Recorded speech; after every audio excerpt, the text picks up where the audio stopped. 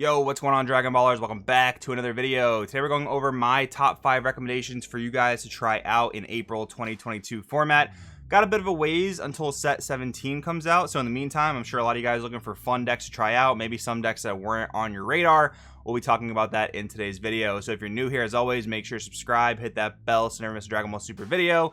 And if you guys want to help support the channel, there are many ways down in the description you guys can look at. But if you're looking for custom sleeves, playmats, even foil playmats, use my link in the description to yourplaymat.com. Not only let link get you 10% off your order, but their stuff's so high quality, guys. I love their art sleeves. Biggest selling point for me on their art sleeves, they don't ever peel. I don't have to double sleeve them. I absolutely love that. So again, 10% off with the link in the description. Let's get into the first deck. All right, first deck I'm recommending is Bojack. So this deck, in my opinion, is in a very, very interesting spot. So I actually have a first place profile here on the channel from maybe like 2 or 3 weeks ago. It won, I believe it was a UK or like a London DBS Fest. And the deck is in a really cool spot because we are actually kind of gravitating more towards like an aggressive format. You've got U7 Goku, you've got King Piccolo, you've got Gogeta Xeno.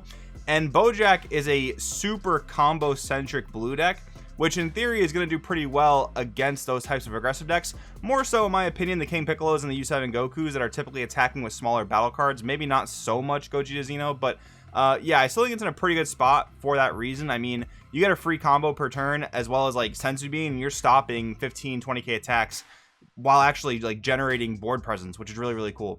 One other card that I really love and makes me sad that the Galactic Buster Engine's now only been errated to Bojack leaders is Bojack the Evildoer. Like when I'm building blue decks nowadays, like when I built my mono blue Soul Striker deck that you guys may have seen the profile from like a week or two ago, I always look at Bojack the Evildoer and I'm just like, do I want a combo 3 to play this card? And a lot of times I'm like, it sounds pretty good. Like if you think about Raiders Warcry, this is more for like players that have been around for a while. If you think about Raiders Warcry, you pay 2 to bring it into play, it's 20k double strike, and it taps a guy and draws a card.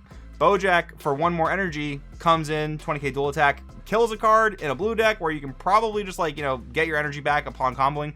I'm more so talking about generic blue at this point, not so much Bojack. But the main point is, Bojack can play Galactic Buster, which makes Bojack the Evildoer even cheaper. And I mean, that card in general is just like a pretty broken card, and this deck can abuse it. So for all those different reasons, I think Bojack is in a really interesting spot. You might want to try it out. Again, reference that first place list here on the channel if you want to see an example build. Anyways, next up though, we have Broly Hand Control. Okay, so actually I also have another, I think it's also first place from the DBS Fest in Asia. This deck, Broly Hand Control, I think it's a set 6 starter deck if I'm not mistaken, won that event. So Cell Surge got basically, you know, blown off the map on the set 16 ban list. Hand Control hasn't really been doing anything since then, but for some reason, the Asian regions are the only ones that are really playing this Broly Hand Control deck and doing very, very well with it. It's kind of interesting to see that it hasn't really migrated to the rest of the Dragon Ball Super card game playing community. I mean, there's plenty of answers to Hand Control, don't get me wrong. There's like Deborah Ritual at Hand being the main one. A couple different colors have their own answers to Hand Control.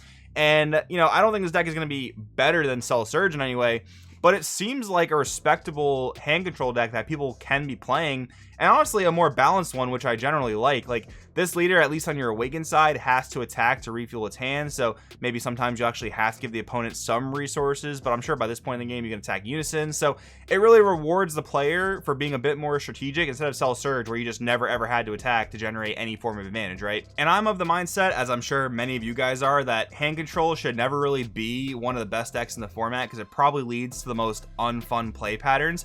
So having a deck that's probably at this level, like a pretty solid rogue hand control level, could maybe even do some more things than just a rogue level, I think is a pretty cool spot to check out. I mean, for green right now, all you really have doing just about anything is King Cold.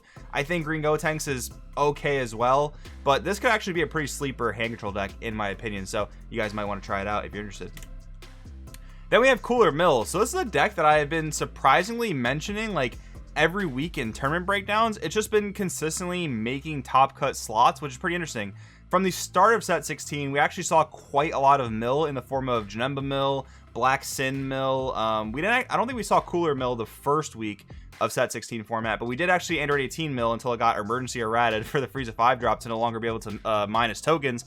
But since that week, since basically week 2 and beyond, we've seen Red Cooler topping pretty consistently, and I think this is actually one of the better positioned mill decks for a few reasons. One of which is, again, going into this like slightly more aggressive format, boards are getting a lot wider. U7 Goku, King Piccolo, Gogeta Xeno, they're all putting out multiple battle cards per turn. A card like Cooler Tentacle Assault is actually like in a really good spot in a meta landscape like that, where there's a lot of battle cards being played at once, because it hits 2 battle cards for 10k, ignoring barrier, and then you're going to mill based on this card alone and your leader milling.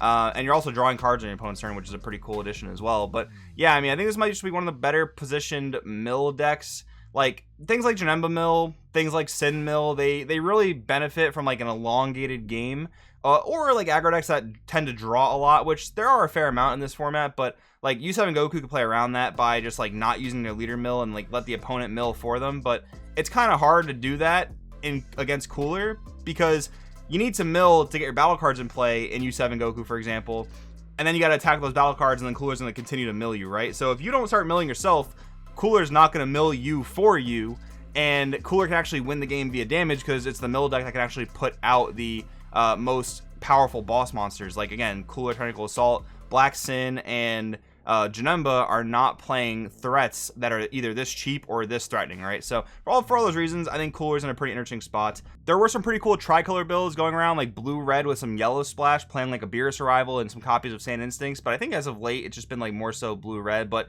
to me, both builds seem kind of interesting to go with, to be honest.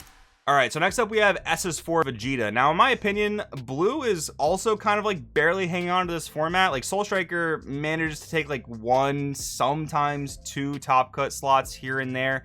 I don't really know. I mean, I've done a lot of videos talking about why I think blue is not quite as strong as a lot of people expect it to be, and I've talked about that a lot. There's a lot of nuanced reasons, but I think SS4 Vegeta is actually one of the sleeper blue decks of this format, and I think a lot of people will be surprised at me saying that, but the deck just doesn't seem to be catching fire as a lot of people probably think it should. Again, this just seems to be a common thing with blue. A lot of people think it should be much stronger than it is for whatever reason. But yeah, SS4 Vegeta I think is in a really cool spot because its worst matchup was pretty much taken off the map again in the form of Cell Surge. So with that in mind, SS4 Vegeta doesn't really have that much to fear. Like, you're able to kind of stick in there sometimes with the aggro decks, especially if you're playing certain floodgates. You're able to stick in there with the mid-range decks because they're not pressuring you fast enough, and you're able to actually get your ramps off against them a lot of the time. And against control decks, I mean, you're playing Control Mirror as you know, mind-numbing and painful as that can be, right? But SS4 Vegeta can actually house one of the best boss monsters in the game at the moment, and that's Kale Rampaging Demon. I've been talking about how we are in this more aggressive format, how a lot of battle cards are being played to the board, and Kale is one of the best cards at dealing with those insane boards, usually for its 7 energy effect, but a lot of times for its 5 energy effect as well. But the great thing about SS4 Vegeta is you can get to 7 energy by turn 5, even turn 4 sometimes, if you're able to get a lot of that damage through, which there are just so many good blue cards now that are helping you push damage through. You had Kamehameha, a lot of players will like play their 1-drop Zeno super combo to draw the card and then combo with that turn 1. You've also now got Realm of the Gods Beerus, which also offers you some removal as well as a 10k combo. So this deck just seemed to get a lot of like nice buffs as well as its worst matchup being eliminated from the format. So I do think SS4 Vegeta is probably the biggest deck on the rise from this particular video, if I had to give an opinion on that. And then finally, we've got Jiren, Red Jiren, a deck that I've been a really big fan of. I liked playing this deck quite a bit before Set 16 came out, and then it turned out that Red was now back in contention for best color in format, so Jiren is kind of like pushed to the wayside, but it's a bit different than a lot of the Red decks in modern format. Like, it's got some free play elements, which is a pretty big advantage compared to U7 Goku, which practically does nothing for free.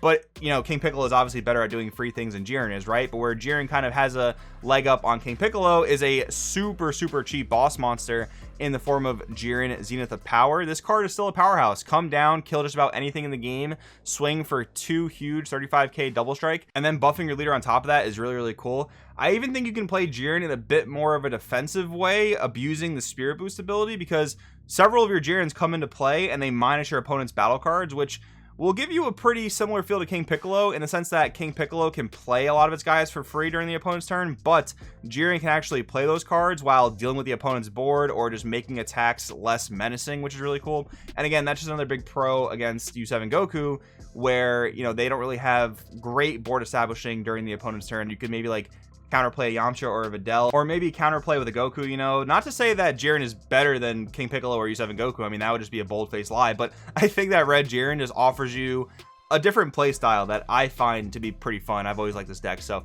kind of wanted to talk about it, recommend it to you guys. But anyways, these are the top 5 rogue decks I'm recommending to you guys for this format. Let me know in the comments below what rogue decks that you guys have been enjoying this meta. Maybe some people will see the comments and get some ideas to play some things based off that. But anyways, let me know in the comments below. Thanks for watching, guys, and I'll see you in the next video. Yo, Dragon Ballers, I want to say thank you guys for watching the video. I really appreciate it. If you liked the video, definitely consider dropping a like. Really does help me out, and maybe consider watching the next video, which should be on the screen right here. Yeah. Wait. Do you think's good yet? No, Chris, not yet. All right, I'll see you next set. All right.